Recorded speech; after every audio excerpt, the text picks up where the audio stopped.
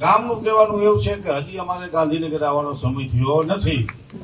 જ્યાં સુધી ગામ અમને એવું નહીં કહે કે ગાંધીનગર જવાનો સમય થયો છે ત્યાં સુધી અમારી કમિટી ગાંધીનગર જવા તૈયાર નથી। કે અમે પેલું પગથિયું તમને આપી દીધું। કાલે આપણે એની પાસે આપણી જે માંગણી હતી એ આપણે મૂકી હતી એસડીએમને, ડેપ્યુટી કલેક્ટરને, કે 100% વળતર જે આપણે એડવાન્સનું કીધું હતું ને એને સ્વીકારી લીધું। 6 માંગણી હોય એમાંથી 5 સ્વીકાર તો એકાદી આપણે જાતિ કરી, આપણે દાતા રહી, પણ પછી એવું એક સ્વીકારે અને 5 નો સ્વીકારે તો એવું ન હાલે। આ કમિટી વતી હું વચન આપું છું તમને કે એકલા જેતપુરનો સોદો આજે નહીં કરીને કાલે નહીં કરી અને વટથી નહીં કરી। ગાંધીનગર અમારે ધક્કા નથી ખાવા, ખોફ ખાઈ લીધા।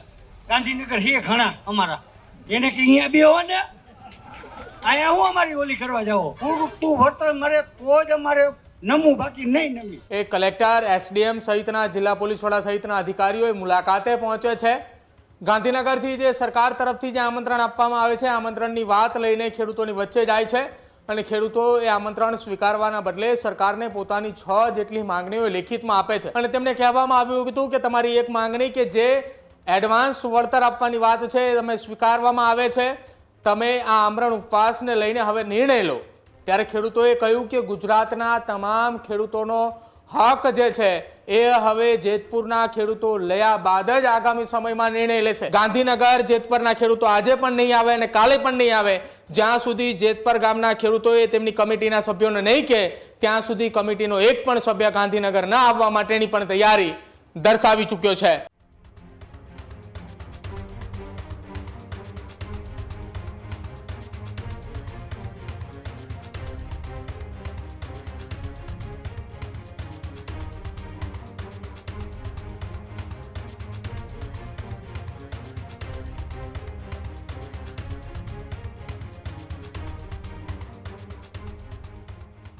મોરબીના જેતપુરમાં ખેડૂત આંદોલન છે તે યથાવત જોવા મળી રહ્યું છે।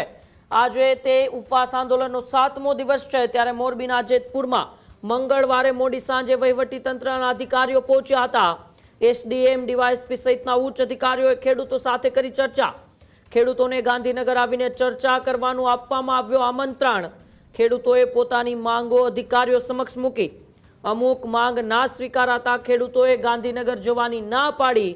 ગુજરાતના તમામ ખેડૂતો વતી જેતપુરના ખેડૂતોએ માંગ કરી। અધિકારીઓ દ્વારા ખેડૂતોને સમજાવવાનો પ્રયાસ થયો। માંગ ન સંતોષાતા ઉપવાસ આંદોલન યથાવત રહેશે। અધિકારીઓ દ્વારા ડેમેજ કંટ્રોલના પ્રયાસો છે તે તેજ થયા છે, પરંતુ ખેડૂતો એકના બે થવા માટે તૈયાર નથી। જે પણ માગો ખેડૂતો પહેલેથી કરી રહ્યા છે તે જ માગો ઉપર ખેડૂતો અડગ રહ્યા। એસડીએમ, ડીવાયએસપી સહિતના ઉચ્ચ અધિકારીઓ ખેડૂતોની સાથે ચર્ચા કરવા માટે જેતપુર પહોંચ્યા। ત્યાં તેમણે ખેડૂતો સાથે ચર્ચા પણ કરી। ખેડૂતોને એમ પણ કહ્યું કે તમે ગાંધીનગર આવો, ગાંધીનગર આવીને તમે ચર્ચા કરો, પરંતુ ખેડૂતોએ પોતાની માંગો કહી અને એ માંગોમાંથી થોડીક માંગો ન સ્વીકારાતા ખેડૂતોએ ગાંધીનગર આવવાની ના પાડી દીધી અને ગુજરાતના તમામ ખેડૂતોને આ તમામ પ્રકારનું વળતર મળવું જોઈએ। જે માંગ જેતપુરના ખેડૂતો કરી રહ્યા છે એ જ માંગ આખા ગુજરાતના ખેડૂતની છે। આવી વાત પર જેતપુરના ખેડૂતોએ કરી। જો માંગ નહીં સંતોષાય તો પછી આંદોલન વધુ તેજ થવાની અત્યારે પૂરેપૂરી શક્યતાઓ છે।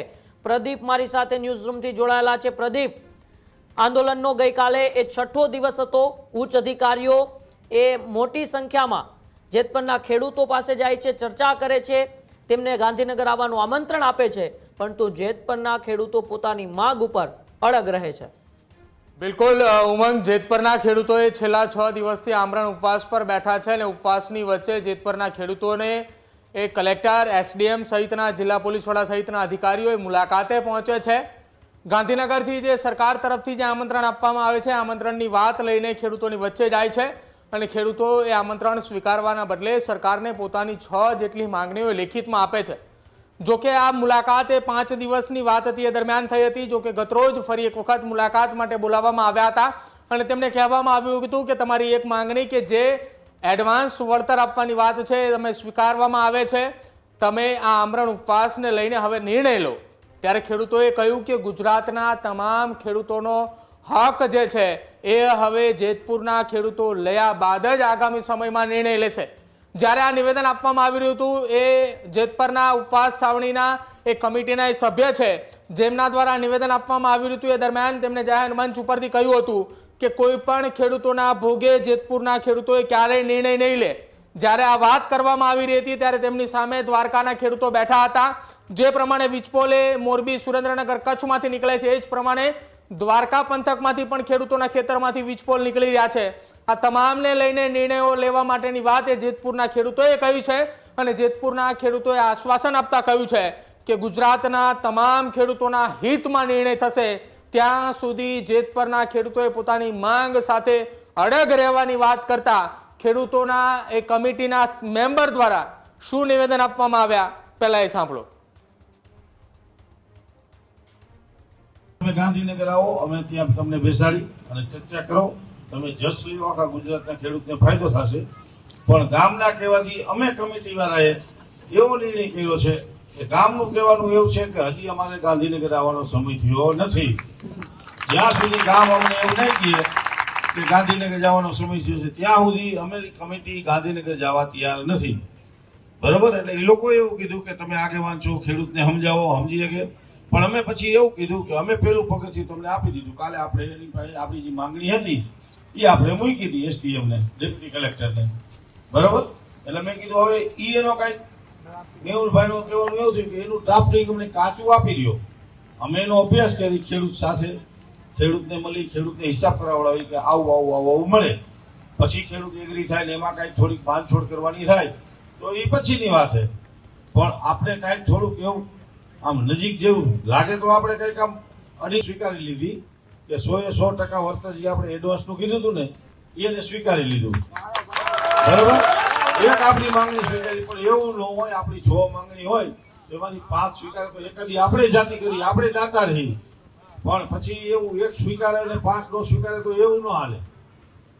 એ રમતમાં આપણે ખરાવાઈમાં ગુયા કરતા હતી, ગુયા અહીંયા ન હાલે. એ તો ત્યાં આપણે નાના હતા રન ચડાઈ જતા હતા, નોટ આઉટ ના આઉટ હાલતું હતું. એ બધું પછીનો વિષય હતો. અત્યારે ટુ બી સિરિયસલી વાત છે. બરોબર? એમાં આપણે આખા ગુજરાતનો અને આ તમને અમે પ્રોમિસ આપી બારગામવાળાને, જેતપુરનો એકલાનો સોદો અમે નહીં કરી. જ્યાં સુધી આ કમિટી આમનો છે વિખાશે નહીં ત્યાં સુધી આ કમિટી વતી હું વચન આપું છું તમને કે એકલા જેતપુરનો સોદો આજે નહીં કરીને કાલે નહીં કરી અને વટથી નહીં કરી. બધાય આખા ગુજરાતના ખેડૂતો માટેનો જ સોદો કરશું. અને મિત્રો સોદો 2 વાર અમને અહીંયા બોલાવ્યા, કાલે બોલાવ્યા, પરમથી બોલાવ્યા. અમે બધું દઈ દીધું અને બધાને હું વચન આપું જ્યાં સુધી આ નહીં મળે ને ત્યાં સુધી અહીંથી નહીં ડગે. હવે પછી જેને ગાંધીનગર અમારે ધક્કા નથી ખાવા, ખોફ ખાઈ લીધા. ગાંધીનગર હે ઘણા અમારા, એને કે અહીંયા બે હોય ને અહીંયા હું અમારી ઓલી કરવા જાઓ. એટલે હવે ધક્કા ક્યાંય નથી ખાવા. અને બધાને આજુબાજુ ગામ આપણે અહીં જેટલા આવ્યા પૂરતું વળતર મળે તો જ અમારે નમવું, બાકી નહીં નમી. બરોબર? આજે અહીંયા કલેક્ટર સાહેબ, SDM સાહેબ, DYSP સાહેબ, SP સાહેબ બધાય પહોંચ્યા હતા અને અમને ગાંધીનગર જવા માટે કહેવામાં આવ્યું હતું. પણ અમારા ખેડૂત ભાઈઓએ બધાએ અમારા સંગઠન સમિતિએ એને ના પાડી હતી અને કીધું હતું કે તમારું પહેલાં ડ્રાફ્ટિંગ આપો, ત્યાંથી સરકારમાંથી જે ડ્રાફ્ટિંગ આવશે એનો અભ્યાસ કરીને પછી જ આગળ અમારે વધવામાં આવશે. ત્યાં લગી અમે ગાંધીનગર નહીં આવી અને ચોખ્ખી સખ્ત મનાઈને પાડી દીધી હતી. આગામી રણનીતિ એની જે ગાંધીનગરથી સૂચન આવશે તે વાંચી વિચારીને આગળના પગલાં લેવામાં આવશે. અમારી સાથે કલેક્ટર સાહેબ હતા, SDM સાહેબ હતા, DYSP સાહેબ હતા, SP સાહેબ હતા, બધા જ સાથે હતા. તો જેતપુરના ખેડૂતોએ પોતાની માંગ સાથે અડગ છે અને કહી રહ્યા છે કે હવે અમારે ન માત્ર અમારા જેતપુરના વાત પરંતુ આખા ગુજરાતના જે ખેડૂતો છે એ ખેડૂતોના હકની વાત અમે કરીશું અને ખેડૂતોને જ્યાં સુધી તેમના વળતર યોગ્ય ન મળે અને ખેડૂતોની જે પૂરતી એ માંગણીઓ છે એ માંગણીઓ જ્યાં સુધી સ્વીકારવામાં નહીં આવે ત્યાં સુધી આ આમરણ ઉપવાસ પરથી જેતપુરના ખેડૂતો જે છે તે હલવાના નથી. ન માત્ર જેતપુરની વાત પરંતુ તમામે ગુજરાતના ખેડૂતોની માંગ સાથે જેતપુરના ખેડૂતો હાલ અડગ છે અને ઉપવાસ છાવણી પર છેલ્લા 6 દિવસ કરતાં પણ વધારે સમયથી તેઓ આમરણ ઉપવાસ પર બેઠા છે. હજુ પણ જેતપુરના ખેડૂતો એવું નિવેદન આપતા કહી રહ્યા છે કે કોઈ પણ ખેડૂતોના ભોગે જેતપુરના ખેડૂતોએ ક્યારેય નિર્ણય નહીં લે અને જેતપુરના ખેડૂતોનો નિર્ણય હંમેશા ગુજરાતના તમામ ખેડૂતોના હકમાં હશે, ગુજરાતના તમામ ખેડૂતોના ફાયદાની વાત હશે. ખેડૂતોની માંગણી છે કે તેમને કાચો ડ્રાફ્ટ તૈયાર કરીને આપવામાં આવે. તેમની 6 માંગણીનો કાચો ડ્રાફ્ટ પૂરો થયા બાદ તેઓ અભ્યાસ કરશે, ત્યારબાદ સરકારને રજૂઆત કરશે. એસડીએમ થકી ગાંધીનગર જેતપરના ખેડૂતો આજે પણ નહીં આવે અને કાલે પણ નહીં આવે.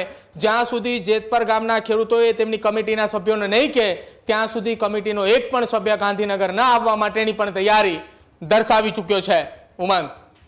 જી બિલકુલ, આભાર પ્રદીપ અમારી સાથે જોડાવા બદલ અને માહિતી બદલ. ખેડૂત ભાઈઓ છે ખેતરમાં ડ્રોન ઉડાવતા હોય છે ત્યારે આપણે એક પ્રશ્ન સતાવતો હોય છે કે જે આપણે અત્યાર સુધી જીપીએસ ટેકનોલોજી વાળા ડ્રોન વાપર્યા છે, જેથી કરીને મોબાઈલ ટાવર છે અથવા તો હાઈ ટેન્શન લાઈન પસાર થતી હોય, કોઈ વૃક્ષો હોય, ત્યારે જે જીપીએસ ટેકનોલોજી વાળા ડ્રોન છે એમાં ટકરાય અને ટ્રેસ થાય છે.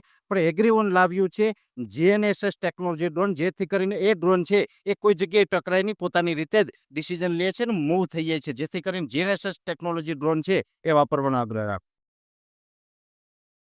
આ જ પ્રકારની તમામ અપડેટ જોવા માટે ન્યૂઝરૂમ ગુજરાતને લાઇક, શેર અને સબસ્ક્રાઇબ કરવાનું ભૂલતા નહીં.